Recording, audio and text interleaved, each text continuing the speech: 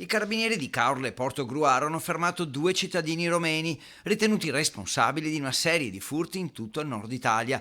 L'indagine è partita da un furto avvenuto a Caorle lo scorso novembre, ai danni di un'anziana che era stata derubata del portafoglio mentre faceva la spesa.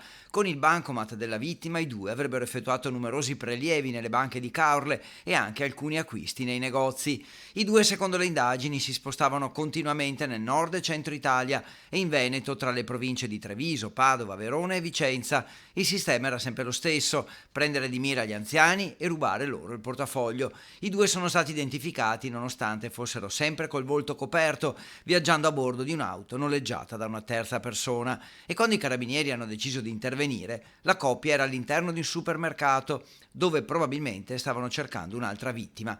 Fermati e fotosegnalati, si è scoperto che erano già noti alle forze dell'ordine, sempre per gli stessi reati e con lo stesso modo di agire. Visto il pericolo di fuga e di ripetizione del reato e avendo trovato elementi che li collegavano al furto di Caorle, sono stati trasferiti nelle carceri di Padova e Trieste.